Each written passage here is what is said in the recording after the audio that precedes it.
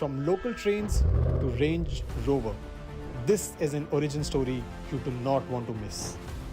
This is the first time ever कि Bhadresh sir camera में आए हैं. Hi guys, welcome to yet another episode of Pitch Perfect. This is one of those offshoots that we were talking about beyond the blueprint. और आज का जो episode है बहुत अलग होने वाला है. I can assure you. क्या होता है ना कि मिट्टी से जो जुड़े लोग होते हैं वो बहुत आगे तक जाते हैं, बहुत ऊंचा होता है उनका कद. और ऐसे ही एक शख्सियत से आज हम रूबरू होंगे, उनसे मिलेंगे, उनसे समझेंगे कि उनकी जर्नी कैसी थी, जिन्होंने बिना किसी बैकग्राउंड के, बिना किसी मदद के अपने भाई के साथ पूरा एक रियल एस्टेट ब्रांड खड़ा किया है नवी मुंबई में. तो please help me welcome mister Bhadresh Shah, जो कि मैनेजिंग डायरेक्टर हैं of today group. Bhadresh sir, thank you, आप ये शो में आए, आपने टाइम निकाला. आपके बारे में मैंने तो बहुत सुन लिया है, बट जो लोग देख रहे हैं ना उन्हें शायद नहीं पता है कि भद्रेश शाह कौन है, क्या शख्सियत है. आपके बारे में जानते हैं. आप स्टार्ट से बताएं. पहला तो ये समझते हैं कि जिनका कोई बैकग्राउंड नहीं था रियल एस्टेट में, तो ये ब्रांड ऐसे आपने 20 साल में कैसे खड़ा किया, ये कैसे हुआ, ये मुमकिन कैसे हुआ? शुरुआत कह सकते हैं एक छोटे से गांव डूंगरपुर से लाइफ शुरू हुई जी. फर्नीचर का शोरूम था, तो पापा ने 2005 में फर्नीचर का शोरूम जो था वो मुझे बोला अपन चेंज करते हैं, और बेचा. और मुझे कुछ एक्स अमाउंट लेके पापा के एक दोस्त थे, उनसे बात की और यहाँ भेजा. सोचा करना है तो करना ही है, और बिजनेस तो ब्लड में है. इतना मन में सोच लिया था कि अगर मुंबई जाके फेल हो गया तो चाय बेचूंगा, लेकिन वहाँ पे डूंगरपुर तो नहीं आऊँगा, क्योंकि इन लोगों से फेस करना तो क्या बात. मेरे लिए तो मुंबई सपने जैसा ही था, क्योंकि मैं फर्स्ट टाइम नवी मुंबई उतरा था. उसमें भी बस में बैठ के आया तो वाशी उतरा, तो पापा के दोस्त ने बोला खारघर आ जा. 2-3 दिन में कुछ समझ में आने वाला नहीं था. गाड़ी भर के फर्नीचर की दुकान थी, तो 1-2 पलंग भरा, अलमारी भर ली, और अंकल की दुकान थी इलेक्ट्रॉनिक की, तो फ्रिज और ऐसा करके उसी में वही 407 टेम्पो में बैठ के और नवी मुंबई आया. स्टार्ट में तो कहीं प्लॉट क्लियर नहीं हो रहे थे, टाइम लगा. पापा से भी डिस्कस होता था. पापा कहते आराम से सो, मेरा ईमानदारी का पैसा कहीं जाएगा नहीं. जिस दिन तू गलत करेगा तू जानेगा, लेकिन मेरा पैसा तो डूबेगा नहीं. क्या बात. वो बात आज तक वो वर्ड दिमाग में बैठे हों, क्योंकि वो सारे प्लॉट क्लियर हुए और आगे भी बढ़े हों. इस तरह से जर्नी शुरू हुई. टुडे नाम रखा. किसी ने ऐसे ही, मेरे स्टील वाले थे, उन्होंने बोला कि यार भद्रेश तो ऐसे नाम रख, सक्सेस होगा कुछ. तो ऐसे मैंने कहा क्या नाम रखा. अखबार देखा, इंडिया टुडे देखा, मैंने कहा टुडे रख देते. यहाँ से शुरुआत हुई. यहाँ से शुरू. क्या बात है. तो फिर टुडे नाम से शुरू किया.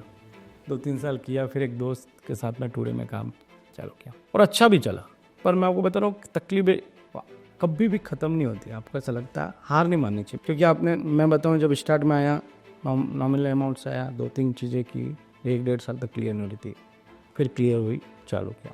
फिर अकेले शुरू किया. तो 2008 में आपको ध्यान होगा, कुछ अमेरिका में क्या है, तो मंदी हुई थी जिसे रिसेशन बराबर. तो मैं 50,000 का प्लॉट लेके गया था, वापस आया तो दिवाली बाद 25,000 का हो गया था.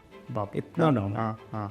पर तब भी आज ये स्कीम ला रहे हैं ना कि 10% दो, 90% पोजीशन पे दो, वो मैं उस समय लाया था 2008 में. क्या बात. मैंने कहा अभी बैठे रहने से तो कोई फ़ायदा नहीं है, तो मैंने 10% अभी दो, 90 पोजीशन पे दो, ऐसा करके 15-20 फ्लैट उस स्कीम बेच के, और तब 1-1.5 साल में वापस मार्केट सही भी हो गया था. फिर किसी कारणवश कुछ चीज़ें, 2-3 कॉल गलत हो गए, तो आप बिलीव नहीं, को इतना अच्छा करते हो, जब मतलब हुए तो माइनस 10-15 करोड़ पे सेल हुए. बाप रे. और वापस 2015 से 2025 की जर्नी अलग ही लेवल पे चलेगी, अलग ही. यानी कह सकते हैं कि 2005 से 2015 एक बेस बनाया, सीखा कैसे लैंड लेते हैं, कैसे क्लियर करते हैं, क्या करते हैं, काम आया. लैंड में मेरे काम आया. और 2015 से जब भावेश यूएसए से रिटर्न आया, तब उसकी पढ़ाई काम आई. मैं कह सकता हूँ कि जहाँ 1000 मीटर भी लेने की कैपेसिटी नहीं थी, उसके लिए भी पार्टनर बनाते थे हम लोग. और वो भी ऐसा नहीं खरीदना, वो भी जॉइंट वेंचर में लेना. यानी 1000 मीटर का प्लॉट जॉइंट वेंचर में लेते, 2 करोड़ में भी 3 पार्टनर बनाने पड़ते थे.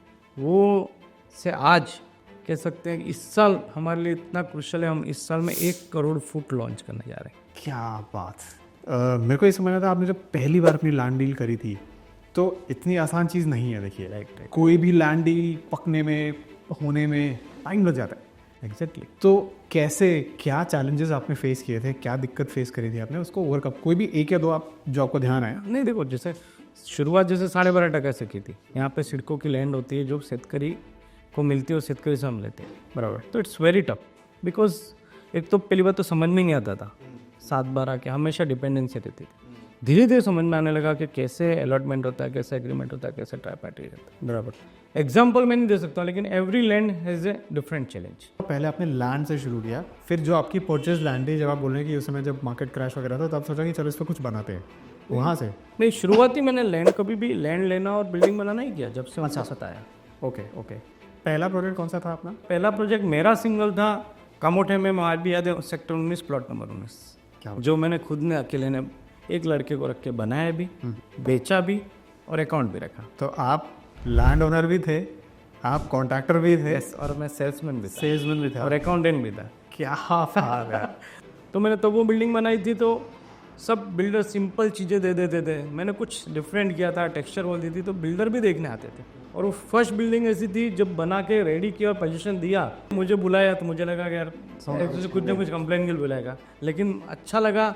वहाँ लिखा था वेलकम टू भद्रेश शाह। ऊपर गया तो 25 लोग बैठे थे, एक गणपति की छोटी सी मूर्ति थी मुझे कि थैंक्स आपने इतनी अच्छी बिल्डिंग बनाई। वो मेरे लिए एक बहुत बड़ा कह सकते हैं कि लाइफ चेंजिंग मोमेंट था। तो मैं मेरी टीम को कहता हूँ आने वाले 2-3 साल में अपन को वो लेवल का कंस्ट्रक्शन करना है कि मार्केटिंग का अगला पोस्टर तमन्ना भाटिया, नोरापति नहीं होनी चाहिए, अपनी पूरी इंजीनियरिंग टीम के कैप लगे हुए फोटो होने चाहिए। ये टुडे की टीम है और यहाँ से आप लो कि आप 100% फ्लैट आपको बेस्ट मिलेगा। तो आप इवेंचुअली आप ऐसा भी सोच रहे हो कि अपनी ही पूरी एक कंस्ट्रक्शन की अलग से छोटा सा है, लेकिन कम थी, जिसको धीरे धीरे अभी हम बड़ा कर रहे हैं। और हर डिपार्टमेंट MEP इंजीनियर, आर्किटेक्ट 2-2 रखे हैं, इंटीरियर 2 रखे, अभी पूरी टीम टॉप क्लास हम लोग रख रहे हैं। और हर जो भी इंटरव्यू उसका पहला मेरा रहता है कि 10 साल का विजन लेके आ रहे हो तो टुडे में आओ, प्लस कंस्ट्रक्शन करते हो ये मन से सोचो कि मुझे बेस्ट प्रोडक्ट देना है और मेरे जैसे किसी भाई को देना है जो यहाँ पे अपनी सारी खुशियाँ और जेब काट के यहाँ पे 10 साल 15 साल का पैसा भर के रहने वाला है। अगर वो भावना से आप जुड़ना चाहते हो तो आप टुडे में आओ। तो जो लोग हमें देख रहे हैं आज, भाई जो ये एपिसोड देख रहे हैं, उनके लिए मैं समझना चाहता था कि कहाँ पटके और उसको आप जीते कैसे थे। कोई भी 1 या 2 या कोई ऐसा आपका ना आपको ध्यान आता कि यार सबसे शुभम ये सबसे ज़्यादा तकलीफ आई थी इस चीज़ में, बट इसको ऐसे जीता, कोई एक ऐसा आप दे सकते हो क्या हमें एग्जाम्पल के लिए बोल तो मैं करणजड़ी में एक बहुत बड़ा प्लॉट हमने डील किया था, ट्राईपार्टी प्लॉट लिया था, फाइनेंशियली भी बड़ा प्लॉट था, दावा आ गया एज जैसे जो नॉर्मल अपने यहाँ पे कोर्ट, तो इंडिया में आप जानते हो कोर्ट द्वारा लड़ना है, बराबर है, कॉम्प्रोमाइज़ करने की कोशिश की, वो भी नहीं हुआ, लेकिन हार नहीं मानी। 3 साल level court, high court, supreme court, फिर उसके जो पेपर थे वो कहीं से मैंने किला कोर्ट में जाके पता किया, डुप्लीकेट स्टाम्प पेपर निकले, वो सारी कंप्लेन की, फिर सारा चीज़ क्लोजिंग पे आई। तो वो चीज़ मेरे को बहुत बड़ी लर्निंग थी मेरी। 3 साल मैंने उसके लिए फाइट किया, लेकिन वो मेरे को इतना बड़ा सिखा के गई कि लैंड के बारे में कहने में मुझे यूँ नहीं लगता है कि हक से कह सकता हूँ we are top 3 or 4 in Navi Mumbai. Absolutely, hands down, बिल्कुल। जितना हम सेल कर रहे हैं उतना टॉप 3 में कोई नहीं करता, उतना हम लोग सेल करते हैं एवरी मंथ। नॉर्मली अब आप देखोगे ना, आज से 5 साल पहले 10 साल पहले तक ना बहुत सबके मन में बैठा था कि यार बिल्डर है तो यार थोड़ा तो चीटिंग होता ही होगा, हर कोई। तो ऐसे माहौल में आपने कैसे अपने आप को एकदम संभाल के रखा कि यार, क्योंकि आपसे बात करके समझ में आ रहा है कि एकदम स्ट्रेट सीधा चलना है और सही तरीके से करना है, तो आपने कैसे अपने आप को एकदम साज के रखा कि यार नहीं। एक डायलॉग और पापा का जो डायलॉग था ना कि आराम से सो, जाग मत, टेंशन मत ले, मेरा पैसा ईमानदारी का कहीं खोएगा नहीं। और वो बात मुझे इतनी जमी क्योंकि उनका पैसा तीनों प्लॉट में ऐसा था जब क्लियर होंगे नहीं होंगे, तीनों प्लॉट रिस्की थे, जो पैसा डाला था तीनों क्लियर हुए। तो वो बात ऐसी दिमाग में बैठ गई कि यार काम तो सच्चा करना। और आप बिलीव नहीं करोगे, मैं प्लॉट कंस्ट्रक्शन के साथ साथ ट्रेडिंग भी बहुत किया। नवी मुंबई में हर कोई कहता है भद्रेश का प्लॉट आँख मीच के ले लो, आदमी या तो डिलीवरी देगा या आपको पैसा इंटरेस्ट से रिटर्न देगा करने को। और मैंने कई बार ऐसा हुआ है कि प्लॉट क्लियर करते करते, सपोज मैंने आपको 80 में बेचा और क्लियर करते करते मुझे 81 में पड़ा, तो भी मैंने 80 में डिलीवरी दी, 1 रुपया ऊपर बढ़ा के नहीं मांगा, अपने जेब का भी रखा होगा। कुछ बहुत अच्छे पॉइंट्स आपने आज बताए। एक सबसे बड़ा जो टेक अवे है जो मैं आज घर लेके जाने वाला हूँ कि ईमानदारी का कोई रिप्लेसमेंट नहीं है। एंड वही जब आपके पिताजी ने बोला था कि यार ईमानदारी का वैसे डूबेगा नहीं, तो आई थिंक ये लेसन लेके आज का एपिसोड मैं यहीं पे समाप्त करूँगा। मेरे को ज़रूरत नहीं है कि इनसे मैं बोलूँ कि एक मैसेज दीजिए, आपको आपका मैसेज मिल चुका है, which we have already discussed. तो भद्रेश भाई थैंक यू सो मच, आपने टाइम निकाला, आप मुझे मजा किया, बहुत मजा आया। so grateful, thank you so much. See you in the next episode guys, stay tuned.